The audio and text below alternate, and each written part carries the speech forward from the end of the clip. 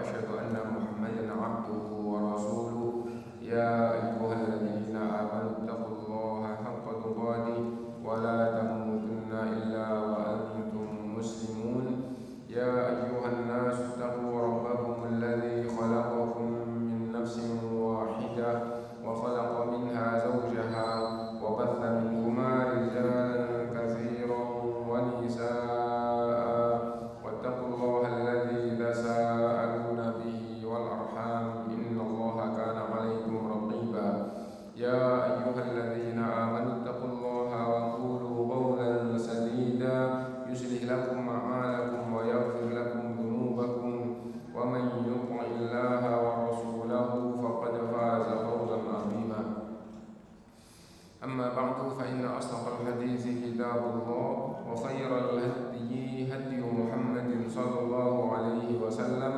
وشر الأمور محدثاتها وكل محدثة بدعة وكل بدعة ضلالة وكل ضلالة في النار. Bapak-bapak, ibu-ibu rahimakumullah, alhamdulillah kita bisa melanjutkan kajian kita dan masih menjelaskan atau memahami isi dari muqaddimah yang hampir selalu dipakai oleh Rasulullah SAW dalam setiap khutbahnya. Dan tadi kita dengar bersama muqaddimah itu adalah mengikuti seperti apa yang dipakai oleh Rasulullah SAW. Dan sekarang sampai pada ayat yang dibaca di dalam muqaddimah itu, yaitu yang pertama surat Ali Imran ayat 102, ayat yang kedua surat An-Nisa ayat pertama, dan yang ketiga terdiri dari dua ayat, yaitu surat Al-Ahzab ayat 70 dan 71. Jadi setelah innal hamdalillah nahmaduhu wa nasta'inuhu wa nastaghfiruhu wa na'udzu billahi min shururi anfusina wa sayyiati a'malina may yahdihillahu fala mudilla lahu wa may yudlil fala hadiya lahu. Kemudian dua kalimat syahadat, asyhadu an la ilaha illallah wahdahu la syarika lah wa asyhadu anna muhammadan abduhu wa rasuluh. Setelah itu lalu membaca ayat, dan ayat yang pertama surat Ali Imran ayat 102, yaitu ya ayyuhalladzina amanu taqullaha haqqa tuqatih wa la tamutunna illa wa antum muslimun. Ya ayyuhalladzina amanu, wahai orang-orang yang beriman. Yang dipanggil di dalam ayat ini adalah orang-orang yang beriman. Apabila panggilan Allah ya ayyuhalladzina amanu, berarti ini hanya orang-orang yang beriman yang dipanggil. Dipanggil untuk apa? Ittaqullaha haqqa tuqatih, bertakwalah kepada Allah dengan sebenar-benar takwa. Wala tamutunna illa wa antum muslimun, dan jangan sampai mati kecuali dalam keadaan Islam. Pertama tentang iman, ya ayyuhalladzina amanu, wahai orang-orang yang beriman. Lafaz iman di dalam Quran dan di dalam hadis Rasulullah apabila disebut sendirian di dalam pembahasannya, ya ayyuhalladzina amanu, wahai orang-orang yang beriman, atau ya ayyuhal muslimun, wahai orang-orang yang beragama Islam. Nah, apabila disebut satu seperti itu, maka maknanya mencakup dua-duanya. Sesungguhnya orang Islam itu adalah orang yang beriman. Orang yang beriman itu adalah orang yang beragama Islam. Yang tidak beriman kafir, yang tidak beragama Islam juga kafir. Nah, jadi karena itu maka iman dan Islam itu apabila disebut salah satu, maknanya mencakup dua-duanya. Adapun apabila disebut dua-duanya di dalam satu pembahasan, iman juga disebut, Islam juga disebut dengan makna yang berbeda, maka Islam itu maksudnya adalah amalan-amalan zahir, adapun iman itu adalah yang berkaitan. Karena itu kalau kita lihat di sini, wahai orang-orang yang beriman, bertakwalah kepada Allah. Yang dipanggil hanya yang beriman, diperintah untuk bertakwa, dan takwa itu adalah derajat yang tinggi dari kalangan orang-orang yang beriman. Wahai orang yang beriman, tingkatkan imanmu sampai jadi orang yang takwa, dan jangan sampai mati kecuali dalam keadaan Islam. Padahal di ayat yang lain, Islam itu rendah dibandingkan dengan iman. Itu kalau maknanya beda. Iman lebih tinggi, lebih dalam daripada Islam. Itu kalau disebutkan dua-duanya dan bermakna beda. Contoh, di dalam surat Al-Hujurat Allah berfirman, wa qalatil a'rabu amanna qul lam tu'minu walakin qulu aslamna. Datang orang-orang Arab Badui, Al-A'rab itu orang Arab Badui gitu. Datang maksudnya datang ke Madinah atau kepada Nabi SAW. Wa qalatil a'rabu amanna. Mereka orang-orang Arab Badui mengatakan kami beriman. Ternyata Allah menurunkan ayatnya memberitakan wa qalatil a'rabu amanna qul, katakan pada mereka lam tu'minu, kalian itu belum beriman, walakin qulu aslamna, karena itu ucapkan kami Islam. Nah, berarti tatkala orang itu sudah masuk Islam dan masih gampangnya wallahu alam rendah, itu belum dikatakan sebagai orang yang beriman. Padahal tadi kan di awal kita katakan orang Islam adalah orang yang beriman. Orang yang beriman adalah orang yang Islam, kan gitu. Tapi di sini mengatakan iman belum boleh, baru diperintah untuk mengatakan dirinya Islam. Nah, kalau disebut dua-duanya di dalam satu pembahasan itu, maka Islam itu adalah yang zahir. Saya sudah beragama Islam, saya sudah meninggalkan agama jahiliyah, penyembahan kepada berhala, sudah mengikrarkan 2 kalimat syahadat, ya kamu sudah masuk Islam. Sebenarnya juga sudah punya makna iman di dalam hatinya, tapi karena keimanannya masih sangat rendah, maka Allah mengatakan, katakan kepada mereka, wahai Muhammad, kamu belum beriman, karena itu ucapkanlah kami Islam. Nah, jadi menunjukkan bahwa masih rendah. Nah, iman yang sesungguhnya adalah yang beriman seperti kepada para sahabat gitu. Dan di ayat yang lain Allah SWT menunjukkan bahwa ada orang yang imannya itu sangat rendah. Wa minan nasi may ya'budullaha ala harfin fa in asabahu khairun itma'anna bi wa in asabathu syarrun inqalaba ala wajhi khasirat dunya wal akhirah. Di antara manusia ada yang beribadah kepada Allah tapi di atas satu huruf. Di antara penjelasan ayat ini, ada orang Islam yang beragama Islam, ikut melaksanakan ibadah kepada Allah, tapi dasar ibadahnya hanya di atas satu huruf. Maksudnya sangat rendah. Beragama Islam, iya, ibadah kepada Allah, iya, tapi imannya sangat rendah. Tatkala ibadah kepada Allah itu karena orang-orang beribadah kepada Allah, dia ikut, tidak batal gitu. Tapi Allah memberi kelanjutan ayat, fa in asabahu khairun, apabila dengan beragama dan dengan beribadah yang rendah ini dia dapat kebaikan, itma'an nabi, dia tenang di dalam beragama Islam, dalam beribadah kepada Allah. Wa in asabathu syarrun inqalaba ala wajhi, apabila dia mendapatkan ujian-ujian yang berat, dia berbalik ke belakang, maksudnya meninggalkan ibadahnya, bahkan bisa-bisa meninggalkan agamanya. Inqalaba khasirat dunya wal akhirah, orang seperti ini dunianya juga rugi, akhiratnya juga rugi. Nah, bagaimana penjelasannya? Ada orang yang ibadahnya sangat rendah, ikut-ikutan, tapi karena sebagai contoh, karena kalau beragama Islam, apalagi di masjid ini itu senang, sebentar itu ada bagian sembako, ada bagian ini, lah senang dia. Ya, orang-orang itu nggak dapat kenapa? Nggak beragama Islam. Nah jadi itu. Jadi agamanya, ibadahnya itu sangat rendah kalau mendapatkan kebaikan karena beragama ini, karena beribadah ini, maka dia senang. Kalau dia dapat ujian terus, akhirnya meninggalkan ibadahnya, bisa-bisa meninggalkan agamanya. Seperti apa? Wah, saya dari kecil beragama Islam, waktunya sholat ya sholat, tapi tambah melarat aja. Akhirnya tambah males. Loh Pak, ayo sholat. Ini sudah lewat waktunya, sudah sholat zuhur belum? Enggak sholat, kalau enggak kerja ya enggak akan bisa makan. Loh, jadi tambah kayak gitu jawabannya, gitu.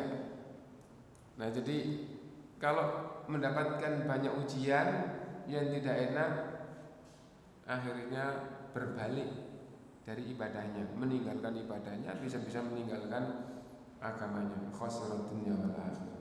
Yang kita ambil pelajaran, ada orang yang betul-betul Islamnya atau imannya itu sangat rendah. Nah, ada pun pembahasan kita tadi, iman atau Islam itu apabila disebut satu, maka dalam satu pembahasan maka maknanya mencakup dua-duanya. Sesungguhnya janganlah kamu mati kecuali dalam keadaan beragama Islam, bukan Islam yang rendah. Kalau ini Islam tapi imannya rendah, ya kalau gitu berarti susunan ayat ini malah tidak cocok. Kenapa? Karena wahai orang-orang yang beriman, kalau dibedakan dengan Islam kan lebih tinggi iman. Sudah iman, tingkatkan sampai betul-betul takwa. Ittaqullah, bertakwalah kepada Allah. Nah, dan jangan sampai kamu mati kecuali dalam keadaan beragama Islam. Loh lah tambah, tidak benar. Jangan sampai kamu mati kecuali betul-betul takwa. Harusnya gitu kalau maknanya dibedakan. Tapi ketika maknanya itu iman, Islam, itu sama. Itu sama, bahwa orang yang imannya kuat berarti Islamnya kuat, Islamnya kuat berarti imannya kuat. Nah, kalau sedang mengandung makna sama kayak gini, tidak ada masalah. Wahai orang-orang yang beriman, janganlah kamu mati kecuali betul-betul dalam keadaan yang beriman dengan benar, yang berislam, yang beragama Islam dengan sempurna, itu kafah, dan betul-betul takwa. Itu faedah yang pertama. Yang kedua, ayat ini mengandung faedah bahwa ketakwaan itu suatu keharusan. Orang yang sudah beragama Islam, orang yang sudah merasa betul-betul beriman, belum cukup, harus terus meningkatkan ketakwaannya. Kenapa? Karena orang Islam, orang yang beriman setelah meninggal itu semuanya disabdakan oleh Rasulullah rugi. Kenapa? Menyesal. Kenapa rugi? Kenapa menyesal? Kenapa tidak betul-betul meningkatkan imannya atau Islamnya sekuat-kuatnya, setinggi-tingginya? Kenapa? Seandainya tahu balasan Allah atas Islam dan iman, atas semua ibadah, itu pasti di dunia ini akan meninggalkan dunia gitu, kecuali yang sangat darurat sebagaimana para sahabat di zaman Nabi SAW, dan seluruh kemampuannya akan dikerahkan untuk mencari kehidupan akhirat. Nah, tapi sahabat saja ketika bersama Rasulullah itu beda dengan ketika tidak bersama Rasulullah. Disabdakan oleh Rasulullah SAW dan disampaikan oleh sahabat kepada Rasulullah seperti itu. Di antaranya adalah sahabat yang namanya Hamdalah. Ketemu Abu Bakar radhiyallahu anhu, lalu mengatakan, ya Abu Bakar, wahai Abu Bakar, celakalah saya. Ada apa dengan kamu? Sesungguhnya ketika saya bersama Rasulullah SAW, keluarga, urusan dunia itu, bahkan dunia secara keseluruhan itu sama sekali tidak ada nilainya. Tapi ketika sudah pulang, sudah tidak bersama Rasulullah, ternyata keluarga, ternyata bekerja, dunia, harta itu ternyata terasa senang, terasa penting, terasa seperti itu. Akhirnya Abu Bakar radhiyallahu anhu mengatakan, sesungguhnya saya juga seperti itu. Mari kita menghadap kepada Rasulullah SAW. Akhirnya dua-duanya menghadap dan Abu Bakar mengatakan, ya Rasulullah, alhamdulillah telah mengatakan seperti ini. Nah akhirnya Rasulullah SAW mengatakan, seandainya kamu atau dalam riwayat lain kalian waktu bersamaku sama dengan ketika tidak bersamaku. Artinya ketika bersama Rasulullah iman itu sangat tinggi, ketika meninggalkan Rasulullah iman itu menurun. Lalu Rasulullah bersabda, seandainya kamu ketika tidak bersamaku sama dengan ketika bersamaku, itu keadaannya sama, maka pasti para malaikat akan berjabatan tangan dengan kalian dengan nyata, dengan kasar, gitu. Apa maksudnya? Maksudnya kalau gitu kalian itu seperti malaikat, iman itu tidak naik tidak turun. Akan tetapi seperti itulah iman itu naik dan turun. Nah ini pelajaran yang diambil banyak. Yang pertama bahwa langsung memberitakan iman itu naik turun. Yang kedua, ketika bersama orang yang baik iman itu meningkat. Ketika meninggalkan orang yang baik, apalagi bersama dengan orang umum, apalagi bersama dengan orang jelek, iman itu akan menurun. Secara umum seperti itu. Nah karena itu diperintah untuk tinggal di lingkungan orang-orang yang baik, diperintah berteman dengan orang-orang yang baik. Dengan orang yang jelek diperintah itu hanya datang untuk menyampaikan nasihat atau menyampaikan dakwah. Setelah itu karena mereka bukan orang yang baik, tinggalkan setelah urusanmu selesai. Nah jadi kayak gitu. Kenapa? Karena iman itu naik turun. Dan Rasulullah SAW bersabda, almar'u ala dini khalili. Agama seseorang itu lihat siapa yang dicintai. Ini ada faedah. Agama orang itu lihat seperti siapa yang dia cintai, seperti itu agamanya. Dan Rasulullah bersabda, almar'u ma'aman ahabba. Orang itu nanti di akhirat akan bersama dengan orang yang dicintai. Lalu ada yang menjelaskan bahwa artis itu ahli neraka. Gitu. Artis itu ahli neraka. Meskipun maknanya adalah apabila sampai mati. Dan meskipun maknanya tidak berarti selamanya, karena kalau tidak kafir kan tidak selamanya. Loh kenapa begitu? Karena Rasulullah SAW bersabda membicarakan tentang artis. Ya. Rasulullah bersabda, wanisaun kasiyatun ariyatun ma'ilatun mumilat. Ini hadisnya panjang. Yang pertama, penggalan pertama, separuh pertama tentang laki-laki. Yang separuh yang kedua ini tentang wanita. Wanisaun ini yang mulai tengah. Wanisaun kasiyatun ariyah. Wanita yang berpakaian tapi sesungguhnya telanjang. Berpakaian sesungguhnya telanjang. Ulama menjelaskan bagaimana berpakaian kok telanjang. Pakaiannya tipis sehingga mengundang syahwat laki-laki karena pakaiannya. Atau pakaiannya pendek sehingga mengundang syahwat laki-laki. Kenapa? Karena pendeknya. Misalnya gini, perutnya kelihatan, pahanya kelihatan. Dan yang paling ditonjolkan di zaman sekarang itu diantaranya adalah artis. Kelanjutannya lebih lagi. Bagaimana kelanjutan hadis itu? Ma'ilatun mumilat. Ma'ilat itu perempuan yang lenggak-lenggok. Lenggak-lenggok. Bukan dari perbuatannya, tapi dilihat itu lenggak-lenggok. Ulama menjelaskan karena pakaiannya mengikuti badannya. Ma'ilat lenggak-lenggok. Mumilat dilenggak-lenggokkan. Dilenggak-lenggokkan itu kalau digerakkan, berarti enggak bergerak, sudah lenggak-lenggok dia. Kalau pas besar-besar, mengecil-mengecil, membesar lagi, itu ma'ilat. Mumilat orangnya melenggak-lenggokkan.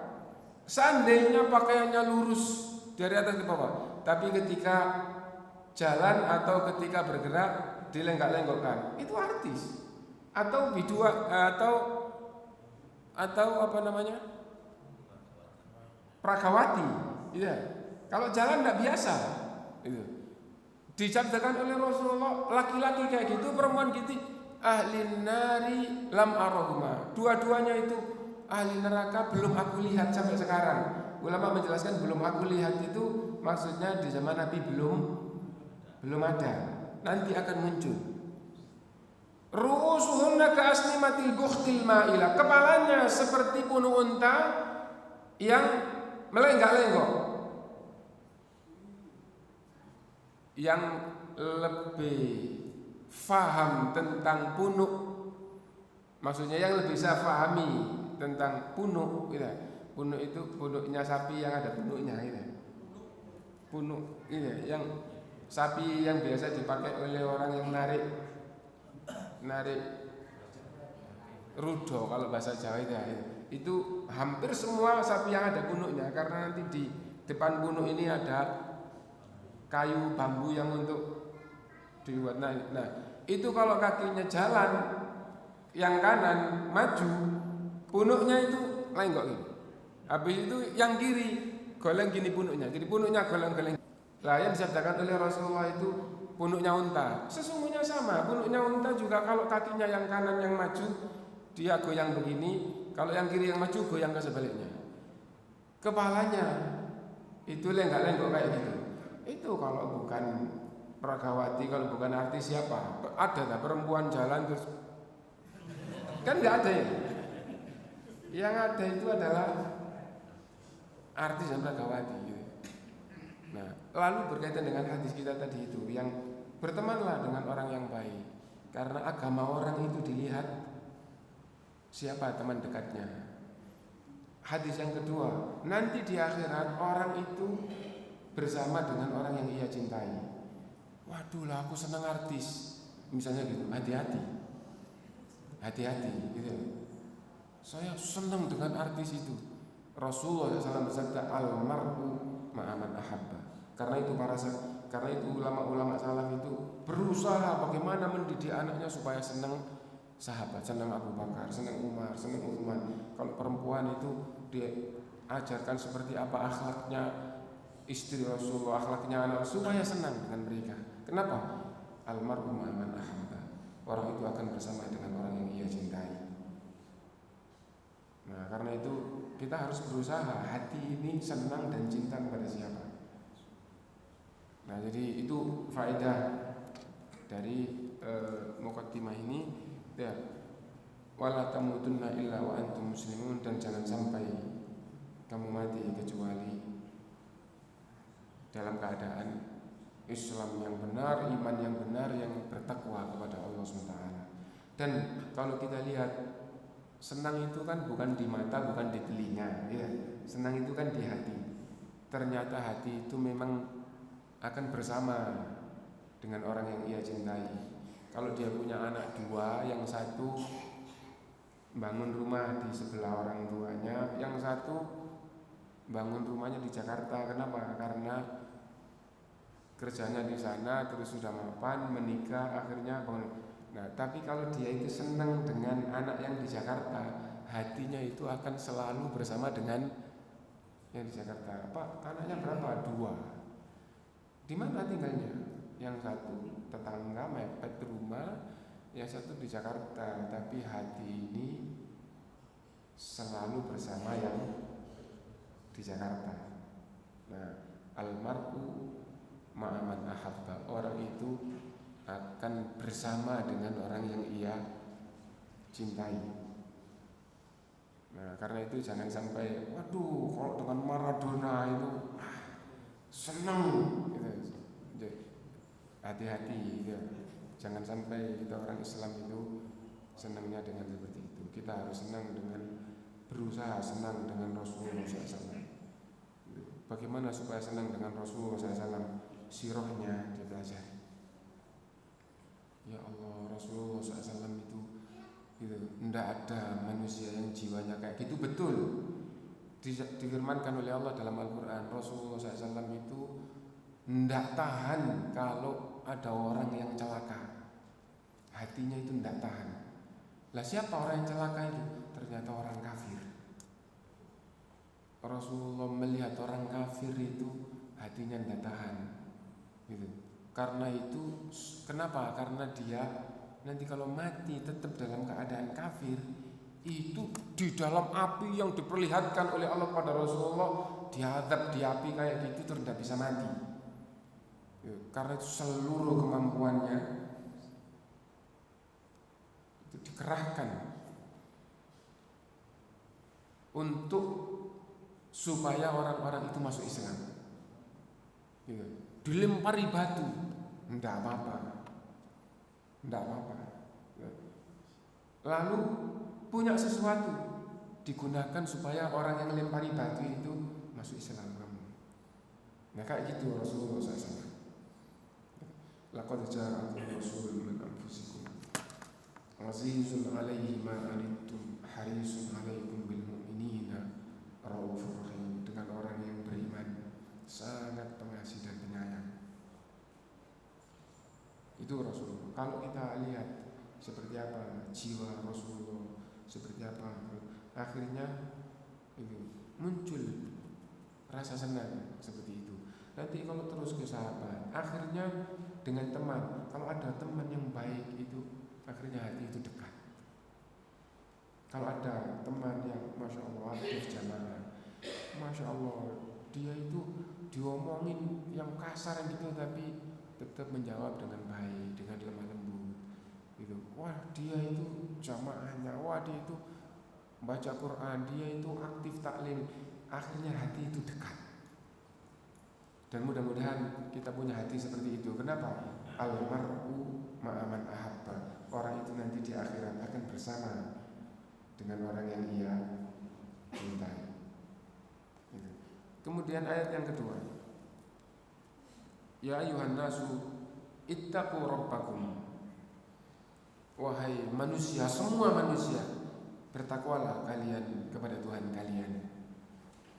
Kalau makna wahai manusia bertakwalah kepada Tuhan kalian, di antara maknanya apabila panggilan pada manusia ini kepada yang tidak Islam, lah bagaimana yang beriman betul tapi yang nggak Islam, bagaimana nggak Islam kok disuruh takwa? Takwa itu menjalankan perintah dan menjauhi larangan, dan seandainya mereka itu menjalankan perintah menjauhi larangan tidak diterima oleh Allah. Lah bagaimana maksud takwa? Kalau untuk orang yang tidak Islam, bertakwalah kepada Allah, takutlah kepada Allah. Karena di antara makna takwa adalah takut. Wattaqun naro. Kalau wattaqullah, bertakwalah kepada Allah. Sekarang wattaqun naro allati waquduhan nas wal hijarah. Dan takwalah kepada neraka. Apa maksudnya takwa kepada neraka? Takutlah pada neraka yang mana bahan bakarnya itu adalah manusia dan batu. Nah, karena itu ketika kenapa di sini ya ayuhan nas kok ittaqu rabbakum, wahai manusia bertakwalah kepada Tuhan. Wahai manusia yang beriman, tingkatkan supaya jadi orang yang takwa. Dan wahai manusia yang tidak beriman, takutlah terhadap azab Allah Subhanahu wa ta'ala. Karena Allah Subhanahu wa ta'ala itu adalah Tuhan semesta alam, telah memberikan keputusan yang tidak dirubah bahwa yang beriman dan yang berbuat baik akan dibalas dengan yang berlipat, dan yang kafir akan diazab selama-lamanya di neraka. Nah, takutlah kepada Tuhan kalian gitu. Ittaqu rabbakum. Lalu Tuhan kalian itu siapa? Alladzi khalaqakum. Tuhan kalian adalah yang menciptakan kalian. Ayat ini tidak ada yang bantah sampai sekarang gitu. Misalnya begini, orang Islam mengatakan ya ayuhan nas ittaqu rabbakum. Ada orang yang tidak Islam tuh, kami sudah bertakwa kepada Tuhan kami. Tidak ada yang bantah gitu. Kenapa kok disalahkan? oleh orang Islam? Kok dikatakan kafir oleh orang Islam? Wong ayat kalian itu mengatakan wahai manusia, bertakwalah kepada Tuhan kalian atau takutlah pada Tuhan kalian, misalnya itu. Kami sudah takut pada Tuhan kami. Tidak ada yang bantah kayak gitu. Dan bentuk atau susunan ayat yang kayak gitu yang paling awal dalam surat Al-Baqarah itu, ya ayyuhan nasu budu rabbakum alladzi khalaqakum walladzina min qablikum la'allakum tattaqun. Ya ayyuhan nasu budu rabbakum, wahai manusia, sembahlah Tuhan kalian. Ternyata orang-orang Arab yang menyembah Tuhan-Tuhan mereka, Tuhan batu maksudnya, itu tidak ada yang membantah kami sudah menyembah Tuhan-Tuhan kami. Tidak ada yang membantah gitu. Bahkan mereka menyadari bahwa agama mereka itu disalahkan dengan ayat ini. Kenapa? Karena mereka sadar yang disembah itu bukan Tuhan. Jadi tatkala mereka menyembah batu, menyembah api, menyembah matahari, menyembah cahaya, nah itu sesungguhnya mereka sendiri sadar yang mereka sembah itu bukan Tuhan. Lah siapa Tuhan itu? Lalu dijelaskan, Tuhan itu adalah Alladzi khalaqakum, yang menciptakan kalian, itulah Tuhan. Dan di ayat yang lain, khaliqu kulli syai, pencipta segala sesuatu. Segala sesuatu. Dan kalau bukan pencipta, maka dia bukan Tuhan. Tuhan itu adalah pencipta. Kalau bukan pencipta, maka bukan Tuhan. Kalau bukan Tuhan, maka tidak berhak untuk diibadahi atau disembah. Kalau orang itu faham ini, maka sadar semua agama selain Islam itu batil. Ya, kenapa? Karena mereka menuhankan selain Allah, menyembah kepada selain Allah. Hanya Islam yang bertuhankan hanya kepada Allah, dan hanya Islam yang beribadah hanya kepada Allah. Selain Islam menuhankan selain Allah, menyembah kepada selain Allah yang dipertuhankan, dan itu kafir. Kenapa? Karena yang mereka tuhankan itu, yang mereka sembah itu bukan Tuhan. Tuhan itu adalah pencipta. Tuhan itu adalah pencipta. Sekarang gitu, yang menyembah api, apa api itu yang menciptakan matahari? Orang yang berakal tidak akan menjawab, ya tidak mungkin lah ya, api ini kecil, matahari cahayanya meliputi seluruh, yang penting tidak terhalang seluruh apa yang diketahui, semua kena cahayanya, yang tidak kena itu karena terhalang. Sedangkan api jauh gitu saja nanti sudah nggak bisa jangkau, gitu ya. Bagaimana mungkin yang kecil menciptakan yang besar kalau sifatnya sama? Ya jelas enggak. Bahkan seandainya dibalik itu lebih tepat. Nah jadi gitu. Nah ya bukan ya, kalau gitu berarti bukan Tuhan. Tuhan itu adalah pencipta. Baru satu bab ini saja semua agama. Lalu ada orang Islam yang jadi pelopor semua agama benar. Nah terus bagaimana?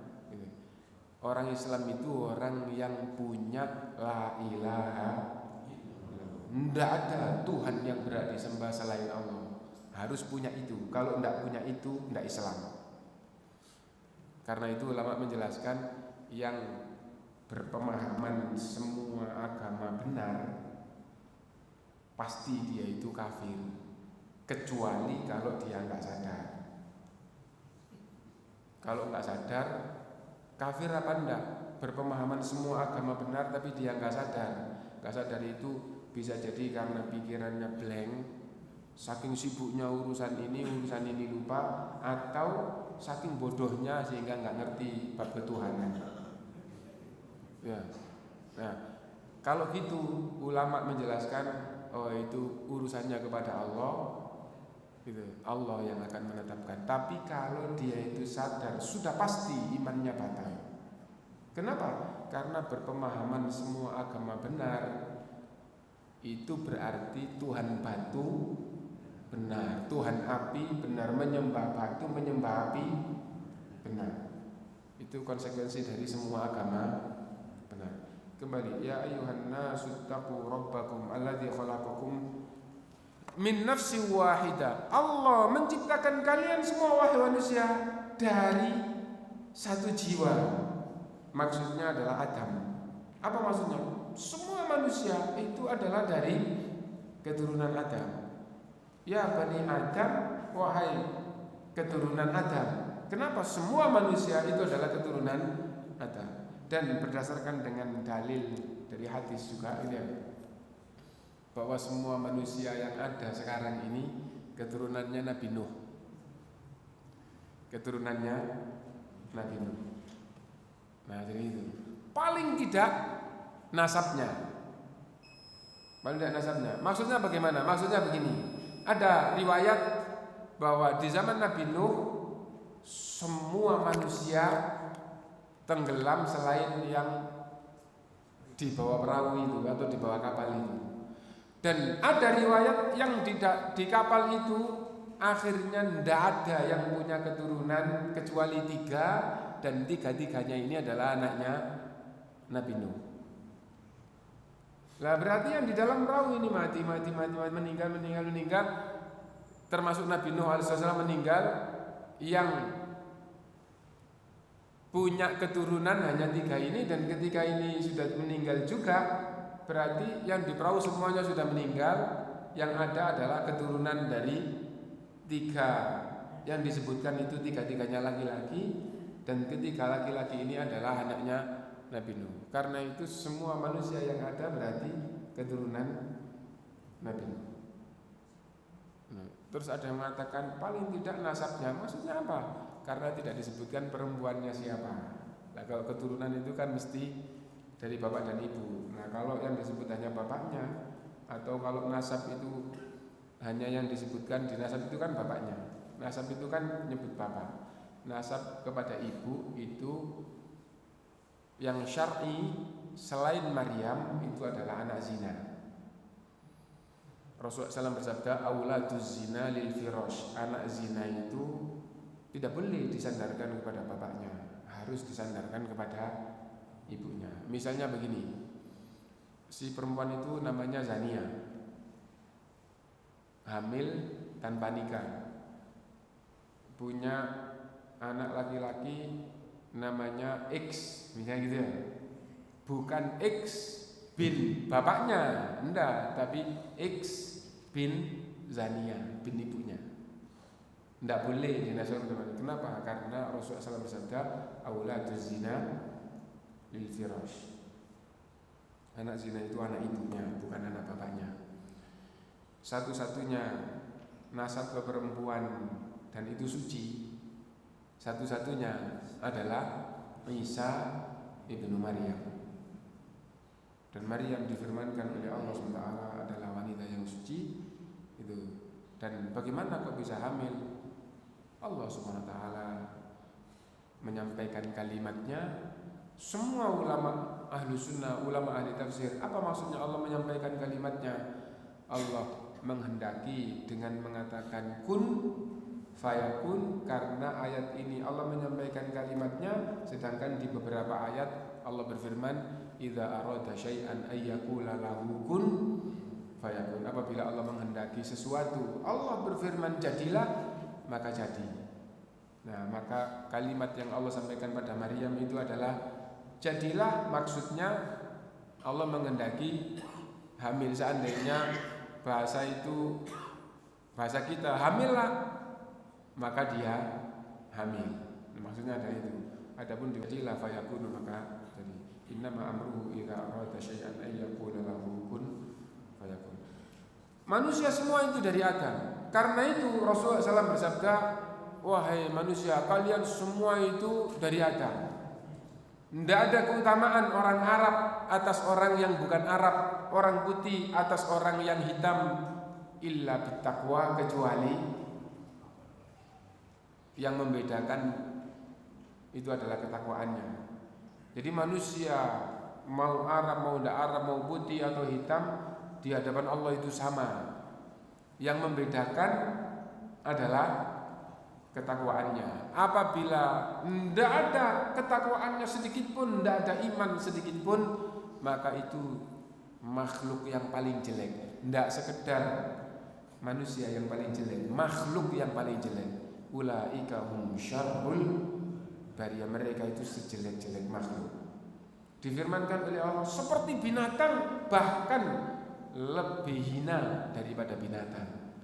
Nah, jadi itu kalau tidak ada iman.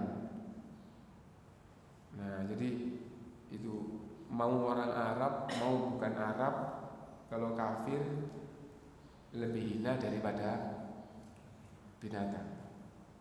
Nah, yang bertakwa itulah yang tinggi, baik Arab maupun tidak Arab.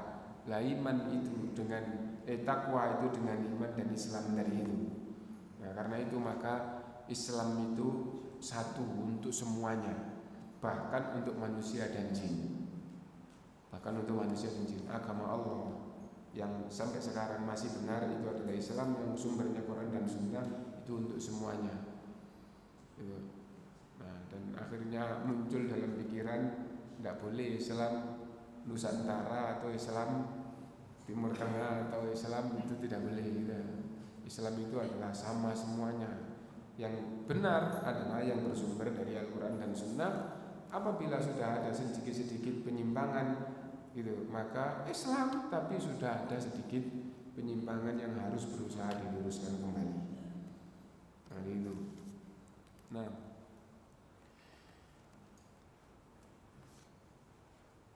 wa khalaqa minha zawjaha, dan dari satu jiwa itu Allah ciptakan istrinya.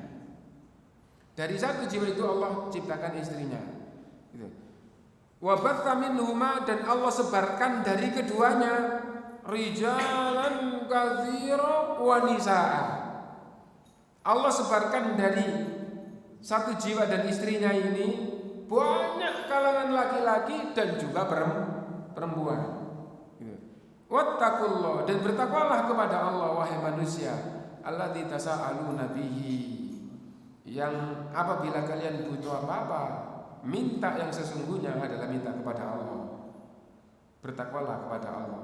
Kenapa? Butuh apapun sesungguhnya yang bisa memberi adalah Allah.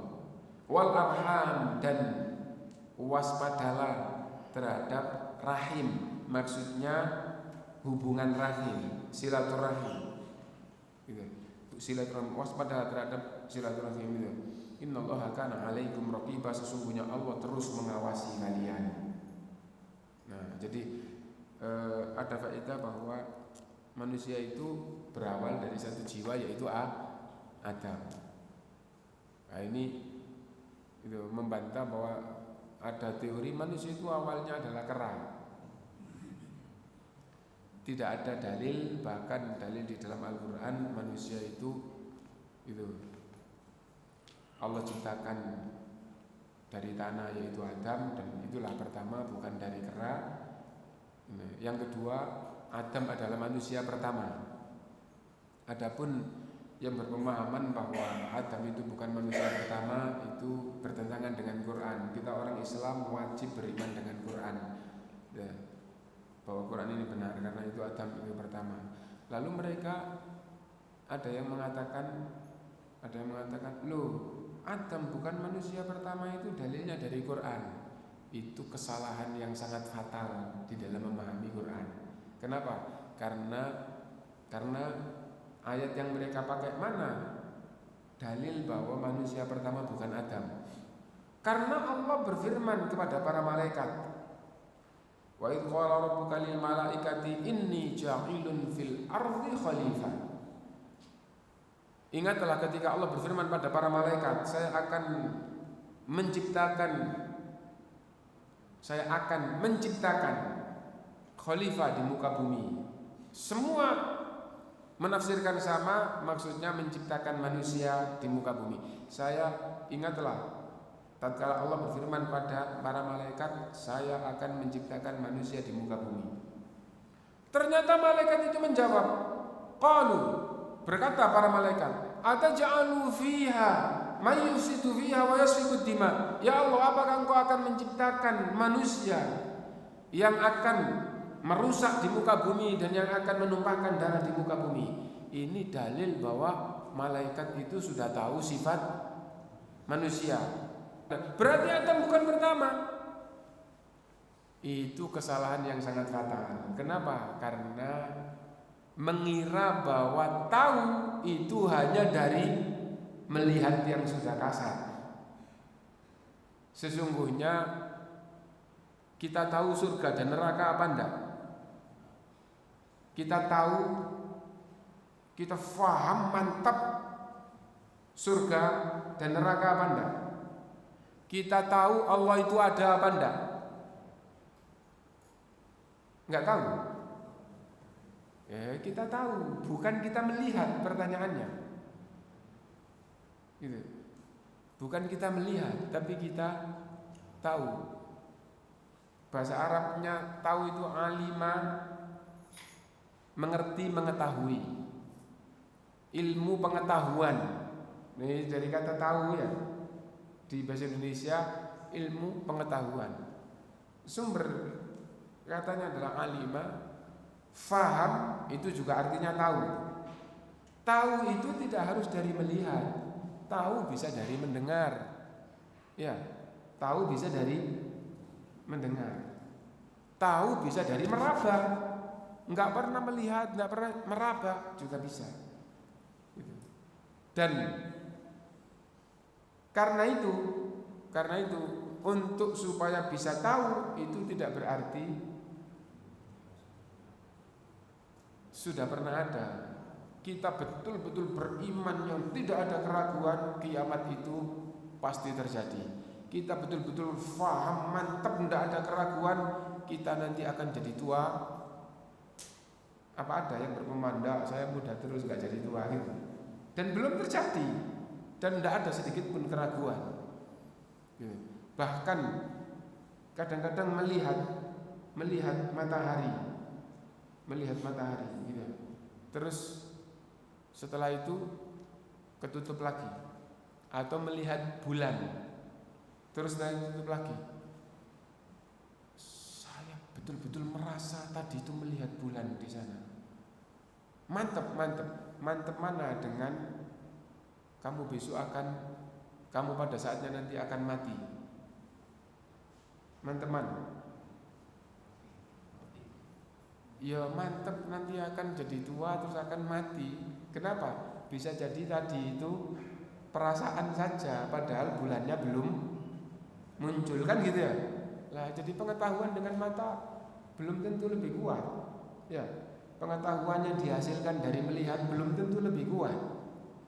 Allah menyatakan di dalam Al-Quran, akal manusia mengetahui yang yakin itu apa?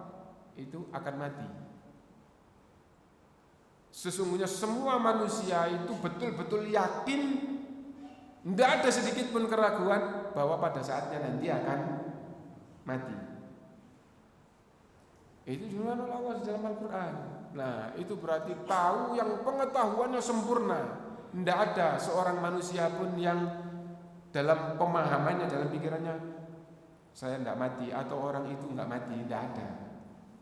Nah jadi itu. Dan belum terjadi, tapi keyakinan itu sedikit pun tidak ada keraguannya.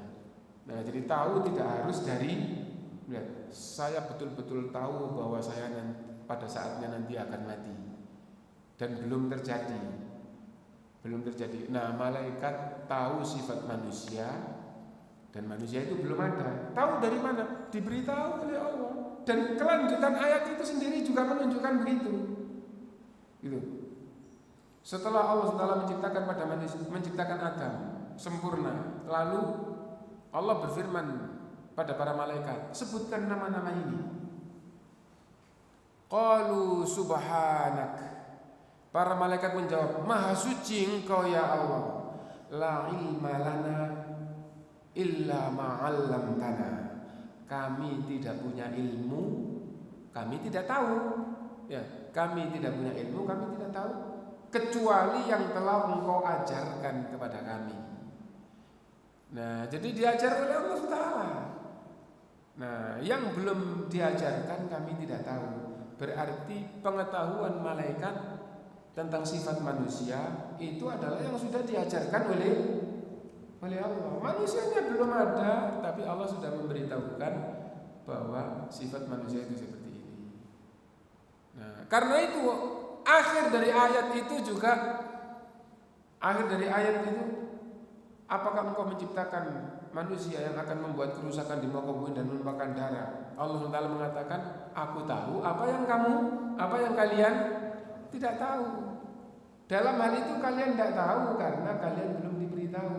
Adapun saya, maksudnya Allah Taala itu Maha mengetahui. Kenapa? Karena waktu kita masih kuliah, terus di Senen itu ada masjid yang kalau setiap minggu itu ada ceramahnya itu rata-rata yang profesor doktor. Nah, salah satu profesor itu menjelaskan bahwa sesungguhnya pemahaman ya, bahwa Adam itu bukan manusia pertama itu dikatakan kuat, terus dasarnya juga dari Al-Quran. Lah, kalau kayak gitu itu berarti dibawa kepada pembahasan ada perbedaan pendapat, ini juga kuat, ini juga kuat. Banyak yang mengatakan ini lebih kuat daripada itu, tapi ada yang mengatakan itu lebih kuat daripada, seperti pembahasan fikih. Ya, seperti Allahu Akbar mengangkat tangan atau enggak pakai mengangkat tangan. Duduk iftirash atau duduk tawarruk. Ulama berbeda pendapat, masing-masing ada dalilnya. Ini lebih kuat kata ulama itu, tapi ulama yang ini mengatakan ini lebih kuat. Akhirnya dibagi itu. Adapun Adam manusia pertama itu hanya satu yang benar dasarnya, yang mengatakan bukan manusia pertama dalilnya ayat tadi itu salah paham. Itu salah paham, nggak ada dalilnya. Bahkan ayat yang dipakai itu tidak menunjukkan Adam bukan manusia pertama, tetapi cara memahaminya yang salah. Nah, sedikit lagi Mas Yan itu. Ayat yang dari surat Al-Ahzab yang ayat 70 dan 71. Ya ayyuhalladzina amanu taqullaha wa qulu qawlan sadida. Sedikit komentar tentang bacaan ayat ini. Ya ayyuhalladzina amanu taqullaha wa qulu qawlan sadida. Ada beberapa khatib yang itu karena tidak ngerti bahasa Arab dan baca Qurannya nggak teliti. Syadida dan sadida. Kalau shin itu ada titiknya 3, kalau sin biasa nggak ada titiknya, itu artinya sangat jauh. Syadida itu keras. Kalau kaku ya berarti sangat kaku. Nah itu syadid. Gitu ya. Nah kalau sadid pakai sinnya nggak ada titiknya, itu artinya benar, lawannya salah.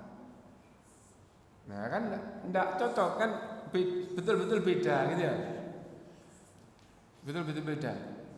Salah satu lahja itu ya logat ya. Salah satu lahja kabilah Arab menyebutkan qaf itu kaf, tapi tetap pakai tenggorokan gitu ya. Pakai gitu. Jadi lah kalau gitu apa bedanya qaf sama kaf? Bedanya hanya di makhraj. Tapi bunyinya sama-sama a. Jadi misalnya qalbu itu qalbu dari tenggorokan, tapi yang kedengar itu bukan ko tapi ka. Qalbu. Jadi itu yang dengar itu qalbu. Sampai sekarang itu masih banyak yang kayak gitu. Nah itu lah, kalau baca qalbun itu keliru kalbun. Kalau qaf itu ini, kalau qalbun itu hati, kalbun itu anjing, lo kan beda jauh, ya. Nah, terus ini waqulu qawlan syadida. Loh, bukan qawlan syadida, qawlan sadida.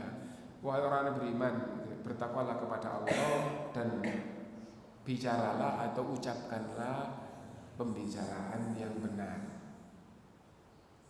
Itu kalau kalian bertakwa kepada Allah dan jaga lisan dari yang salah, yuslih lakum a'malakum wa yaghfir lakum dzunubakum. Amal perbuatan kalian akan dijadikan oleh Allah terus baik.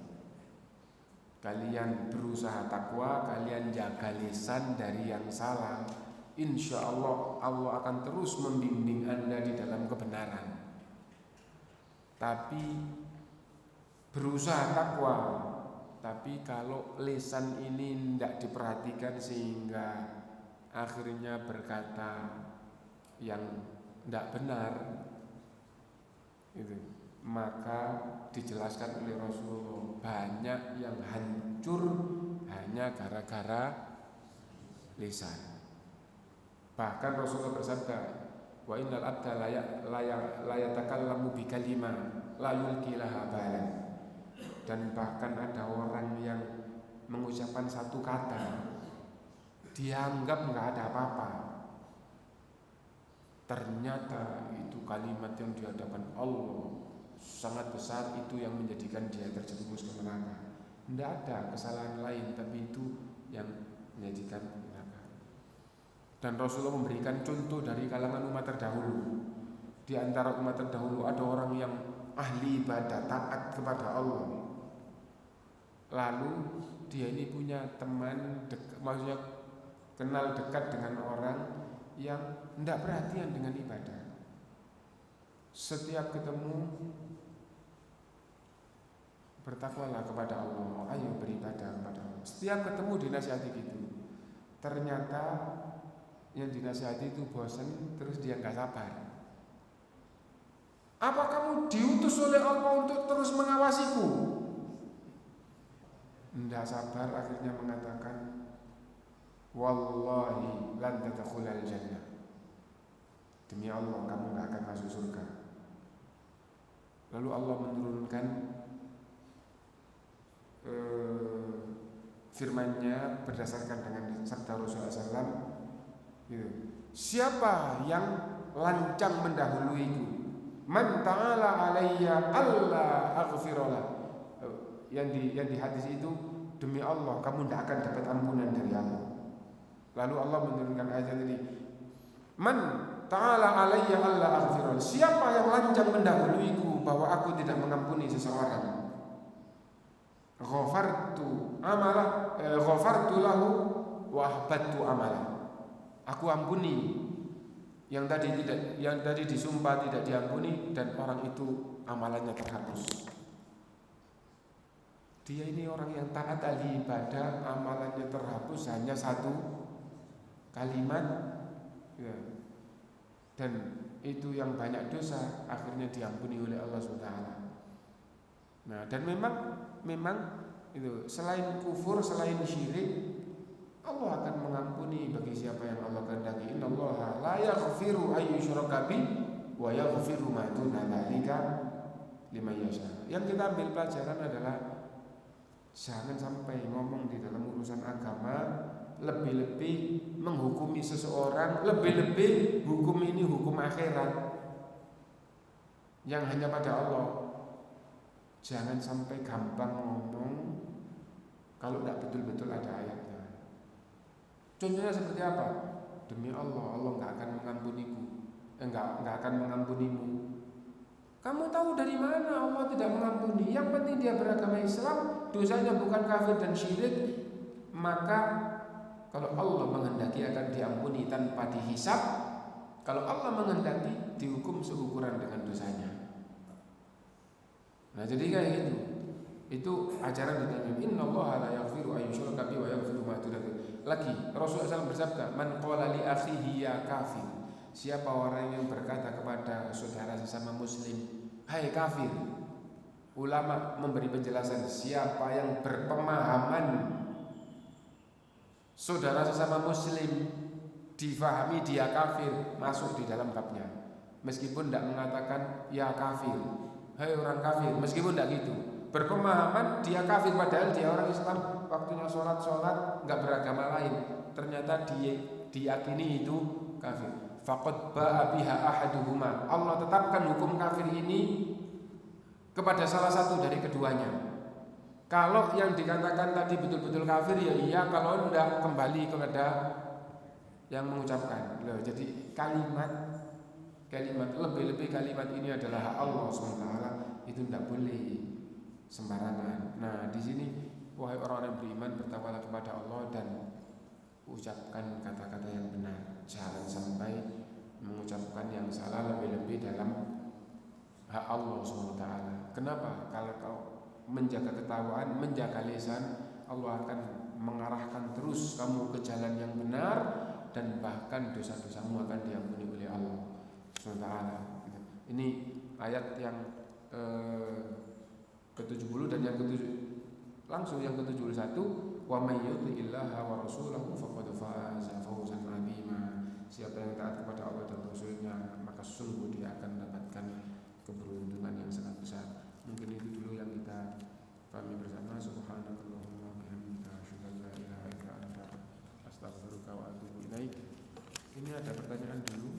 Begitu pertanyaannya pakai dilin juga, kayaknya penting sekali. Assalamualaikum warahmatullahi wabarakatuh. Bagaimana tuntunan Rasulullah SAW tentang menanti waktu syuruk di masjid ba'da jamaah subuh? Apa boleh bergerak berjalan ke sana sini sambil bicara dengan dan mengajar tartil Quran, kemudian ditutup dengan sholat 2 rakaat untuk mendapatkan pahala haji dan umroh dengan bersuara bagi wanita sehingga sedikit mengganggu? Mohon dijelaskan. Karena ada yang duduk diam, tidak berpindah tempat, berzikir, membaca Quran pelan-pelan, berdoa dan tidak berinteraksi dengan sesama. Sudah alarm waktunya plus 10 menit lalu sholat 2 rakaat. Mana yang benar? Jadi hadis itu begini, siapa yang jamaah subuh di masjid lalu tetap beribadah kepada Allah atau tetap berdoa kepada Allah sampai matahari terbit, maka dicatat oleh Allah atau diberi pahala oleh Allah seperti haji atau umroh sempurna. Ya. Difahami atau dijelaskan oleh ulama, yang pertama jamaah harus di masjid karena hadisnya begitu, gitu. Yang kedua tetap di masjid untuk berdoa atau untuk beribadah kepada Allah. Ulama menjelaskan yang penting tetap di masjid untuk ibadah. Jadi tetap di tempat sholatnya untuk ibadah. Bagaimana kalau bergerak? Kalau bergerak itu ada hajat yang dibenarkan, maka tidak membatalkan atau tidak merusak rangkaian ini. Kalau bergerak, kalau pindah, kalau keluar yang ringan itu dibenarkan oleh Islam, maka tidak merusak rangkaian ini. Misalnya seperti apa? Baca Quran, ternyata matahari belum terbit, wudunya batal. Keluar, ambil air wudu, balik, maka itu tidak merusak rangkaian ibadah ini. Nah, itu kan jelas jalan dan keluar ya. Bagaimana pindah tempat? Kalau pindah tempat itu dibenarkan. Bagaimana kalau taklim, mengajar? Yang penting ibadah, maka tidak membatalkan rangkaian ibadah ini. Adapun ngobrol gitu ya, makan minum kecuali yang ringan dan sangat dibutuhkan. Nah, adapun makan minum kecuali ringan dan dibutuhkan, makan tidak dibutuhkan meskipun ringan ya. Adapun minum kadang dibutuhkan. Kadang dibutuhkan bagaimana? Baca Quran terus nyantol. Gitu.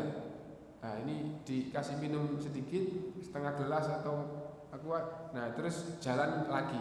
Nah, maka itu tidak apa-apa. Kenapa? Karena orang beribadah tidak terputus dengan minum yang dibutuhkan seperti itu. Adapun duduk dulu 3-5 orang kumpul untuk apa? Untuk menikmati kopi panas, maka itu memutus rangkaian ibadah ini. Ngobrol juga seperti itu. Ya.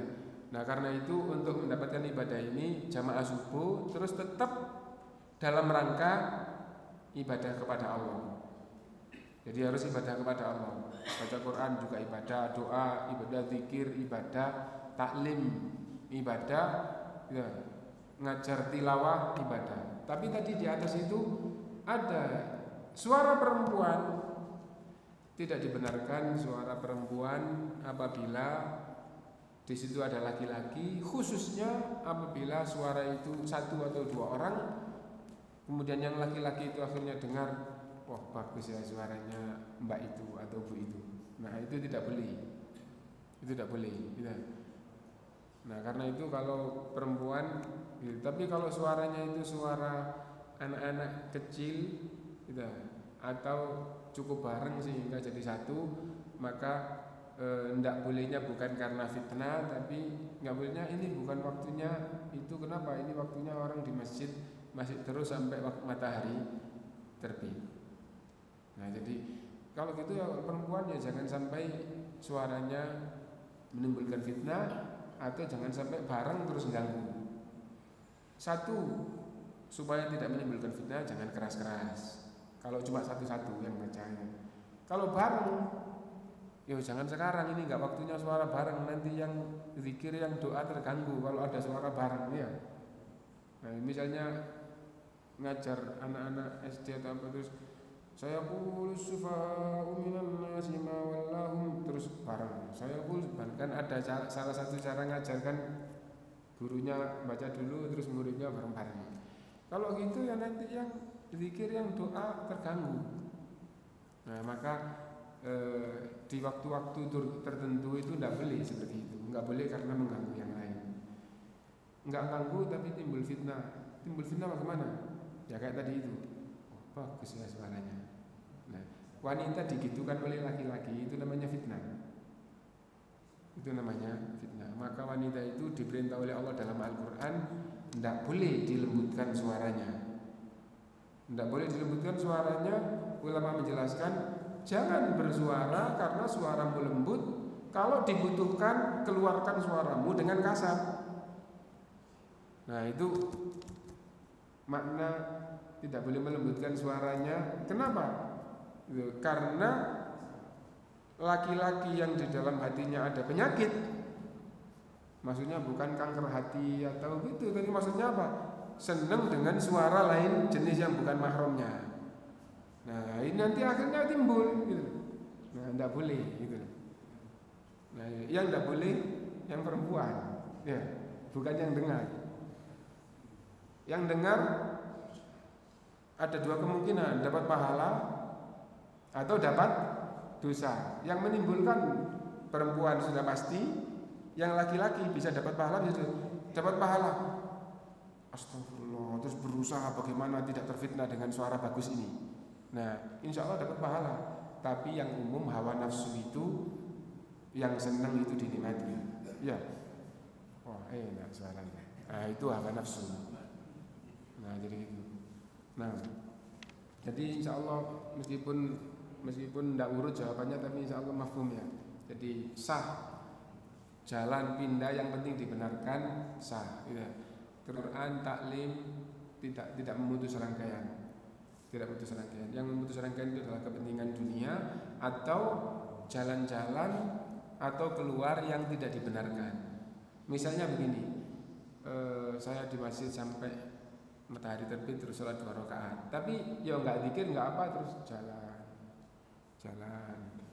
Kenapa begitu? Daripada saya jogging atau jalan di luar, ya jalan di sini. Kan banyak yang gitu. Ya kalau gitu itu memutus jamaah dengan sholat waktu terbit. Nah, jadi jamaah di masjid tetap beribadah di masjid setelah matahari terbit.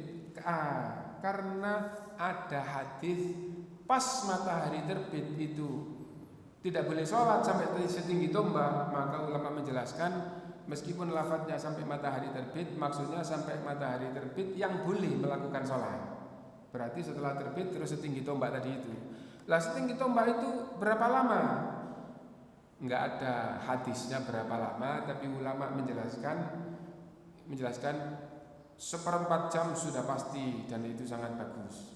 Berarti setelah terbit tambah bagaimana 10 menit? 10 menit insya Allah sudah cukup tinggi. Nah, Lalu bagaimana kalau 5 menit? Mudah-mudahan sudah setinggi tombak. Lafaz mudah-mudahan setinggi tombak itu menunjukkan bahwa ulama ini kalau menjawab kalau baru 5 menit kayaknya mundurkan sedikit lagi. Kayak begitu ya.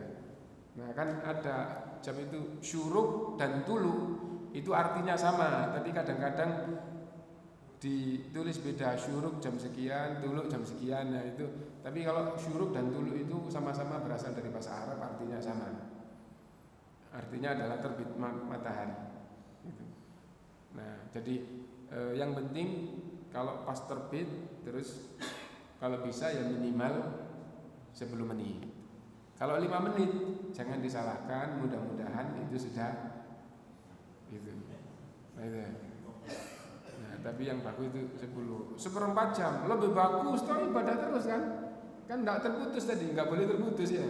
Seperempat jam lebih bagus gitu. Kenapa? Karena kalau seperempat jam ya sudah pasti tambah naik gitu. Wallahu a'lam. Subhanallah.